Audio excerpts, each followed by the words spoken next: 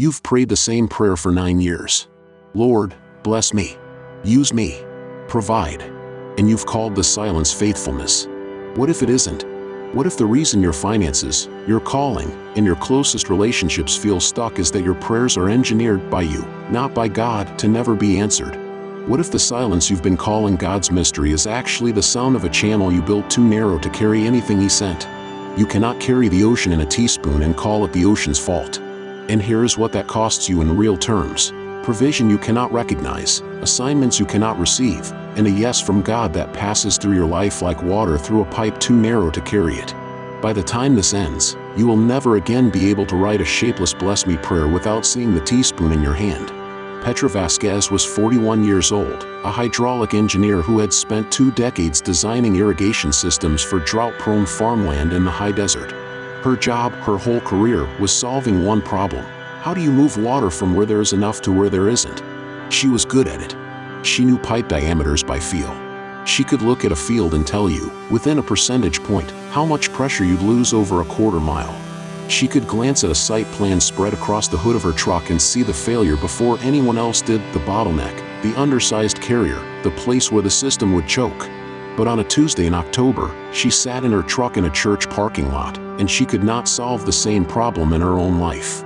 For 9 years, Petra had attended the same church, tithed, served on the welcome team, prayed the same prayer every morning before her boots hit the floor of the truck: Lord, use me. Bless me. Provide. And every morning, she got the same answer, which was nothing. She had a stalled application for a senior project lead position she had not followed up on in 4 months. A credit line sitting at $11,400 that she kept meaning to address had been meaning to address for 2 years. A sense, quiet and persistent, that she was circling the life she was supposed to be living without ever landing in it. On her dashboard sat a yellow legal pad. The top line read, Tuesday 6 p.m. Women's Group. It had been written, crossed out, and rewritten 3 times. The pad had been sitting there for 11 days. A woman from her church had asked her to volunteer at a halfway house, a weekly circle for women just out of incarceration. Petra had said yes the way she said yes to most things, because saying no felt like a kind of theft from God. She held that thought for a moment in the cab of the truck. Her hands stayed on the wheel. She did not move. Something in her chest had learned, over years, to go very still when she said yes to things she was afraid of. She had no plan, no curriculum, just a folding chair in the back of her truck and a Bible she hadn't opened in 6 weeks. She had never once asked God for a specific number on that credit line, a specific date for the promotion, a specific reason she believed she was allowed to receive either. She had asked for provision the same way she had asked for everything wide and shapeless, so that nothing could be clearly refused. She drove there anyway. The 3rd session is where everything cracked. There were 7 women in the circle that night. Petra had asked them, with the hesitancy of someone who didn't believe in her own question, what they prayed for. Most of them said the same kinds of things she did. Bless my kids. Keep me clean. Give me strength. Then a woman named Rosalind spoke. 34 years old. 6 years inside. She had a way of looking at the floor when she talked, like the floor had earned more of her trust than anyone in the room. I stopped asking God for anything specific, Rosalind said, because specific things can be taken from you. The room held that sentence the way a dry creek bed holds the first rain. Petra felt something shift, but she didn't yet have language for it. Petra didn't know it yet, but Rosalind had just named the real reason her own prayers had been so safe for 9 years. Petra didn't say anything. She wrote it down. Then she drove home, sat at her kitchen table, and read it back to herself. Specific things can be taken from you. She had been praying vaguely for 9 years. She had called it humility, called it surrender, called it not wanting to presume on God. But that night, in her own handwriting, she saw what it actually was. She hadn't been protecting God's reputation from a wrong request. She had been protecting her own from a clear no. It was self-protection dressed in the language of reverence. Here is the principle Petra walked into that night without knowing its name. You cannot carry the ocean in a teaspoon and call it the ocean's fault. Petra had spent 20 years telling farmers the same thing in different words. You cannot blame the river for what the pipe cannot carry. She had told them for years that a narrow pipe wastes good water. She was starting to see how a narrow ask wastes good provision. The principle was not new. She had just never turned it toward her own soul. If you ask God for nothing in particular, He cannot answer you in particular. Not because He won't, but because there is nothing specific enough to be answered. A vague prayer is not a humble prayer. It is a request engineered to be unfalsifiable.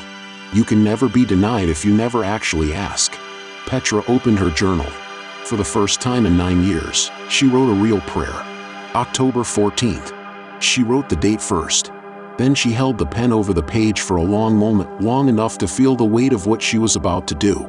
Then she wrote the word because and made herself finish the sentence before she put the pen down. I am asking for clarity about whether I am supposed to be here. Not someday. By November 1st. Because I have been showing up to this room for 9 years and I believe that counts for something. A request. A date. A reason. A test.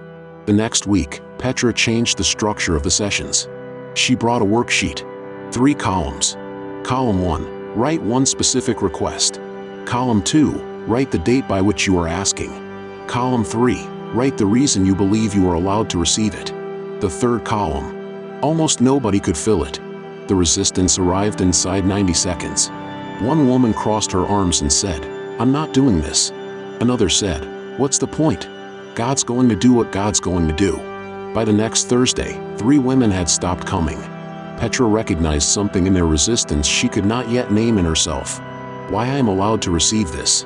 Because to write anything in that column, you had to believe in writing, in your own handwriting, that you were worth receiving something. For women who had spent years being told their worth had a sentence length, that column was a wall. For Petra, who had spent 9 years calling her own avoidance humility, that column was a mirror. She tried to fill it in for her own request. I am asking for clarity by November 1st, because she could not finish the sentence. The blank column sat there. Not empty the way a clean page is empty. Empty the way a held breath is empty. Up to this point, Petra had believed the problem was God's silence. The wider problem isn't that God hasn't answered. It's that you've been praying in a way that makes a yes impossible to recognize. The teaspoon had a name now. A yes to what? By when? For whom? Under what conditions would you actually know you had received it? Most of what you've called unanswered prayer is unaskable prayer. And the difference between those two words is the difference between a desert and a delta. The 4th Thursday in October, Petra sat in the cab of her work truck in the gravel lot outside the halfway house. The engine was off. It was 5:47 in the evening. A parking lot light flickered every 40 seconds. On the passenger seat was her own worksheet. She had filled in column 1 with the same mechanical precision she used to calculate pipe diameter and pressure loss. The request, exact. Column 2, the date, exact. Column 3 had been blank for 3 weeks. 4 separate attempts. Each one had started and stopped at the same word. Because. A small water stain marked the page, a coffee cup she had set down and picked up 4 times that night, the ring sitting directly over the word aloud in the column header. She picked up her phone. Opened a text to the group organizer. Typed, "I don't think I'm the right person for this." She read it back. Then she deleted it, 1 letter at a time. No one would blame her. No one would even know what almost happened. She did not go in. She drove home. But she did not quit. Because somewhere on the dark stretch of road between the halfway house and her kitchen, Petra recognized something she had known about water her whole adult life and had never applied to her own soul. If this were a field, she thought, I wouldn't blame the river. I'd widen the pipe. So why am I different? A channel that is not yet wide enough is not a failed channel. It is an unfinished one. She had diagnosed this exact failure in soil and pipe for 20 years. Farmers would call her in a panic. The water isn't reaching the back field. And 9 times out of 10, the source was fine. The destination was fine. The carrier was the failure. A narrow pipe wastes good water. A narrow ask wastes good provision. She had been telling farmers that for 2 decades and billing them for the insight. She drove home that night and pulled down a book she had not opened in years. Epictetus. The Enchiridion. Paragraph 1. Some things are in our control and others are not. She didn't know yet that an old Stoic sentence would drive her back to a much older one in Mark 10. She trusted people who talked like engineers, Epictetus about what was in her control, Mark about cause and effect. She read it 3 times. If Petra was going to widen the channel, she needed someone to show her what a specific ask actually looked like. She opened Mark 10 and read the story of blind Bartimaeus, the man on the road who would not stop shouting. And when Jesus stopped and asked him what he wanted, Bartimaeus did not say, "Bless me." He did not say, "Use me." He said one specific sentence: "Rabbi, I want to see." She also realized, reading it, that she had been asking for provision without ever naming a number, a deadline, or a plan. The $11,400 credit line. The promotion. The halfway house. She had prayed over all of it the same way, wide and shapeless, and called that trust. Petra wrote on a sticky note and pressed it to paragraph 1 of the Enchiridion. What is in my control, the ask. The preparation. The showing up. She came back to the group the next week not as a teacher but as a fellow student. She told them she had not been able to fill in her own third column either. She showed them the worksheet with the water stain. She told them she had built a framework she was calling, only to herself, the channel audit, a weekly question. What am I doing to widen my capacity to receive? Not asking God to be more generous. Asking herself to be more honest about what she had built to carry His generosity. She laid out the Thursday nights like a flow diagram: inputs, channels, overflow.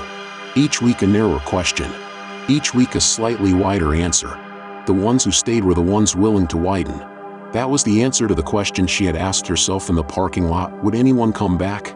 And it cost her something to learn it, because it meant the 3 who left had not been ready, and she had not been able to make them ready, and she had to let that be true. The change in the room was not dramatic. Nobody wept. Nobody had a breakthrough. But the worksheet got filled in. Slowly. Over weeks. By women who had been told their worth had a sentence length, writing in their own handwriting the reason they believed they were allowed to receive a thing. Because I have a daughter who needs a mother who can hope. Because the work I am doing now is real work. Because nothing about my past disqualifies me from the future. Petra read those lines and felt, not vindication, but the specific weight of what it had cost her to build the channel, the 4 deleted texts, the blank third column, the 9 years of holding a teaspoon and calling it reverence. She did not feel confirmed by the lines. She felt the weight of the work itself, and the weight was honest. She wrote her own.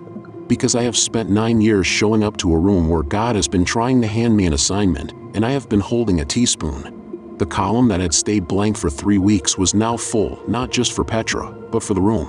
There were still Thursdays she drove there on autopilot, wondering if any of it mattered. Weeks when the worksheet felt mechanical, when the channel audit felt like a system she had invented to avoid the rawness of actual prayer. But she had learned to hold the doubt without letting it steer. She kept showing up anyway. 8 months in, she was not a woman God ignored. She was a woman who had been afraid to ask. That was the shift, not dramatic, not announced, but structural. The channel had been widened from the inside. Specific volume. Specific destination. Specific date. And on a Tuesday in June, she sat at her kitchen table and wrote a 3-page proposal to her church. A permanent discipleship program at the halfway house. Not someday. Not vague. Top right corner of page 1. Requested start date, March 3rd. Budget, $4,200. Coordinator, Petra Vasquez. Writing $4,200 in ink felt more like prayer than any provide, Lord, she had whispered in 9 years. It was a number. It had a date. It had her name on it. That was the whole discipline, compressed into 1 line at the top of a page. She signed her own name to it. She submitted it that night. For 3 weeks, nothing. No reply. She kept showing up Thursday nights anyway. Then she opened her inbox to find a single sentence from the church elder board. Approved. See you March 3rd. The yes in her inbox didn't make her a woman who could ask. It only confirmed the woman she had already become 8 months earlier, the night she wrote October 14th and made herself finish the sentence. The real miracle had happened then, not here, not in this inbox. She did not call anyone. She did not cry. She closed her laptop, walked outside, and stood on her front porch in the dry desert evening. The porch boards creaked once under her weight, then went still. She watched the light fall across a sky she had been asking the wrong question of for 9 years. A channel built honestly does not have to ask for water. The water was always coming. It was waiting for somewhere to land. This is not just Petra's story. Right now, your notebook is either a teaspoon or a channel. If you have been praying the same shapeless prayer for years and calling the silence God's timing, listen to me. The silence may not be God's timing. It may be your handwriting. It may be a request so vague that even a yes would slip through it without you noticing. You have been calling that humility. It is not humility.